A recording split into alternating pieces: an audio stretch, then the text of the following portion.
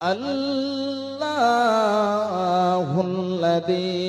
খালাকাকুম মিন যুফিন সুম্মা জাআলা মিন বা'দি যুফিন কুওয়া। মহান আল্লাহ রাব্বুল আলামিন বলছেন যে আল্লাহ হলেন তিনি, যে আল্লাহ রাব্বুল আলামিন তোমাদেরকে মায়ের পেট থেকে অতি দুর্বল করে সৃষ্টি করেছি। ভাইজান বাপজানেরা আমার, যখন একটি শিশু মায়ের পেট থেকে জন্মগ্রহণ করে, যখন সে পৃথিবীতে আসে, পৃথিবীর যখন সে মুখ দেখে, তখন তার কাছে এতটুক শক্তি থাকে না। আল্লাহ রাব্বুল আলামিন বলছেন যে আল্লাহ রাব্বুল আলামিন তাকে মায়ের পেট থেকে অতি দুর্বল করে সৃষ্টি করেছে। এমন দুর্বল থাকে, এমন যেন সেই কমজোর থাকে, আল্লাহ রাব্বুল আলামিন তাকে মায়ের পেট থেকে যখন জন্মগ্রহণ করান, যখন সে জন্মগ্রহণ করে, তখন যেন সেই এক জায়গা থেকে অন্য জায়গা পর্যন্ত যেতে পারে না। তার নিজের প্রয়োজন যা রয়েছে, সেই যেন তার নিজের প্রয়োজনকে পর্যন্ত মিটাতে পারে না। তার মা, তার পিতা, তার দাদা, তার দাদি তার প্রয়োজন মিটিয়ে দেয়। এই পর্যন্ত সেই এক জায়গা থেকে অন্য জায়গা পর্যন্ত যেতে পারে না। আল্লাহ বলছেন, বান্দারে শোনাও যে আল্লাহ রাব্বুল আলামিন তোমাদেরকে মায়ের পেট থেকে অতি দুর্বল করে সৃষ্টি করেছি। আবার আল্লাহ রাব্বুল আলামিন যেন সেই ছোট ছেলেকে, সেই যেন শিশুকে আল্লাহ রাব্বুল আলামিন আস্তে আস্তে আস্তে আস্তে যেন বড় করে দেন, সে শক্তিশালী হয়ে যায়, সে যুবক হয়ে যায়। আল্লাহ রাব্বুল আলামিন বলছেন, বান্দা শোনো, সুম্মা জাআলা মিন বাদি যুফিন কুওয়া। আমি আল্লাহ রাব্বুল আলামিন তোমার দুর্বলতার পরে, তোমার কমজোরির পরে আমি আল্লাহ রাব্বুল আলামিন তোমাকে শক্তি দান করেছি।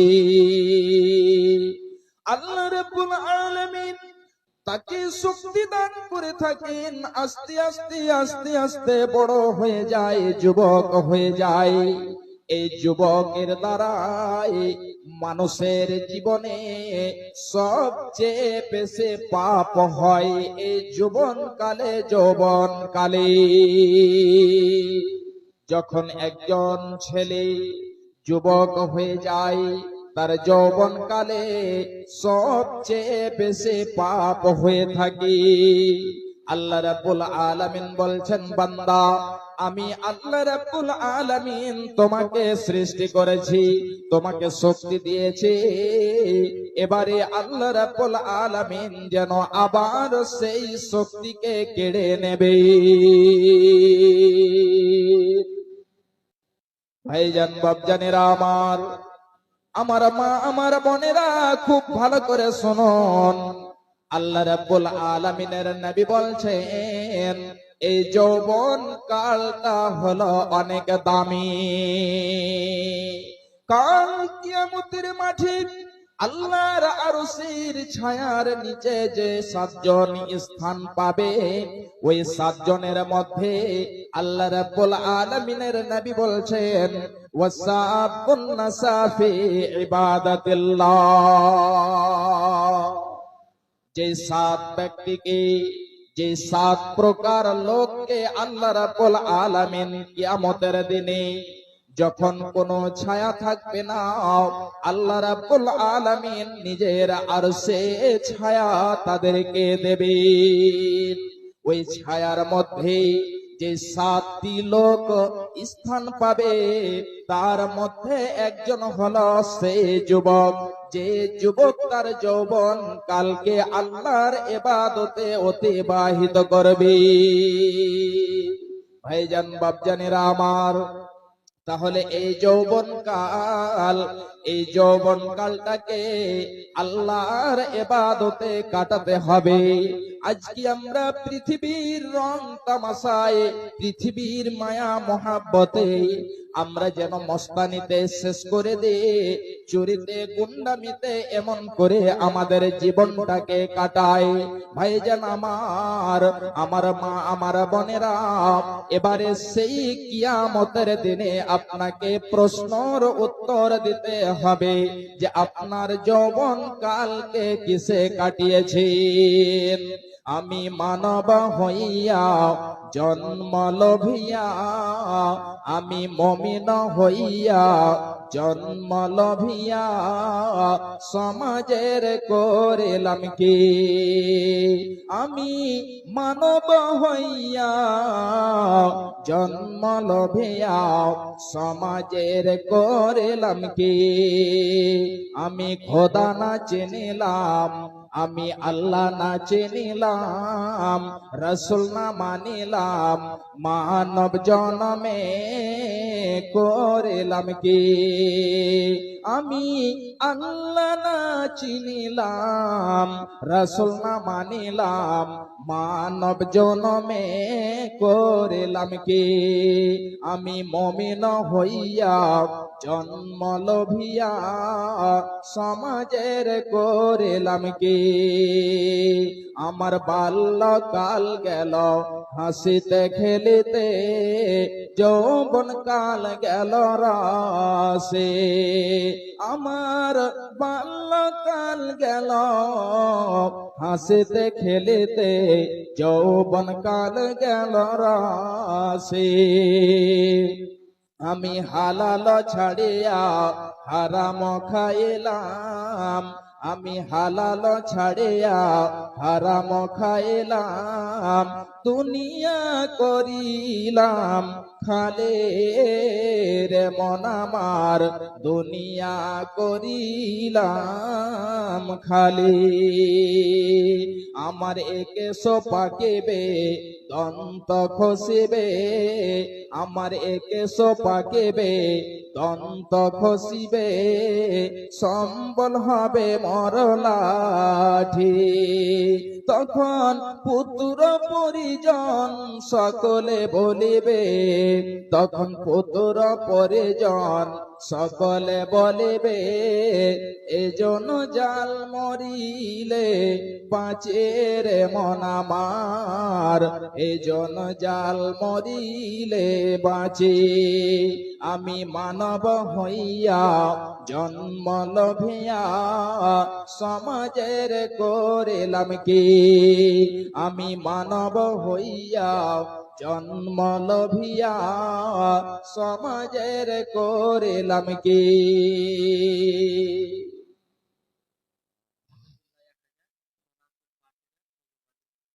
আপনারা কি আছেন? সোনা সিটস তো একেবারে কাছের লোক, চলে গেছেন, 5,000 দিয়েছেন। যাক আলহামদুলিল্লাহ। আব্দুল্লাহ না ওবেদুল্লাহ 1,000, সোনা সিটস 5,000 এবং তৈয়ব আলী 1,000। আলহামদুলিল্লাহ, এই সকল দান মসজিদের জন্য দিয়েছেন। আল্লাহ তুমি তাদের সকলের দানকে কবুল করো। আল্লাহুম্মা সাল্লি আলাইহি, আল্লাহুম্মা বারিক আলাইহি, আল্লাহুম্মা আমিন। এবং একজন 200 টাকা।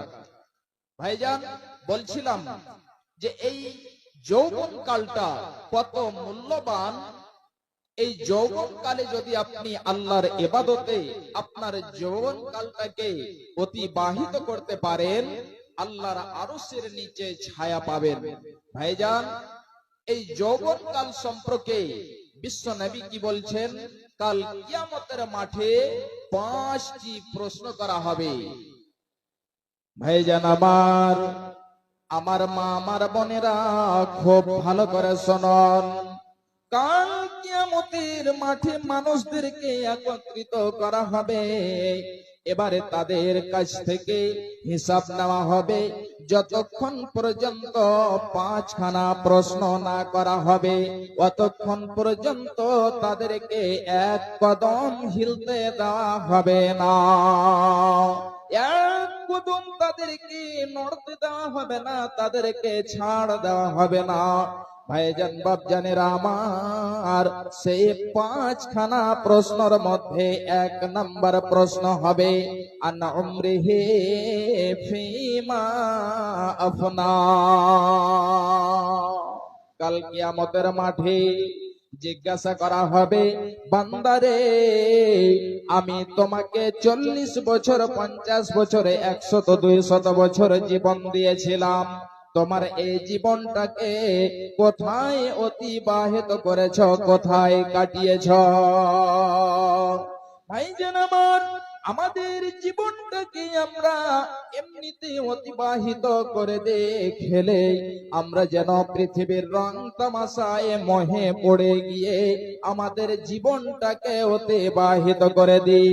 কিন্তু শুনে রাখুন, কাল কিয়ামতের মাঠে আপনাকে আপনার বয়স সম্পর্কে যতক্ষণ পর্যন্ত জিজ্ঞাসা না করা হবে অতক্ষণ পর্যন্ত এক কদম হিলতে দেওয়া হবে না। এবারে আসি, বিশ্বনবী আমার বলছেন 2 নম্বরে প্রশ্ন করা হবে ওয়ান সাবাবিহি ফিমা আবলা। হে বান্দা বলো, আমি তোমাকে একটা খুবই গুরুত্বপূর্ণ যেন বয়স দিয়েছিলাম, নিয়ামত দিয়েছিলাম, যে নিয়ামতটি হলো তোমার যৌবনকাল। তাহলে বান্দা বলো, তোমার এই যৌবনকালটাকে তুমি কোথায় অতিবাহিত করেছ, কোথায় কাটিয়েছ, একবারে হিসাব দিয়ে দাও। আপনাকে যেন কাল কিয়ামতের মাঠে জওয়ানি সম্পর্কে জিজ্ঞাসা করা হবে। মৌলানা মাহবুব সালাফি সাহেব 500, মুজিবুর রহমান সাহেব মাটিয়ারি থেকে 500, মৌলানা আইনুল হক ফাইজি সাহেব তিনি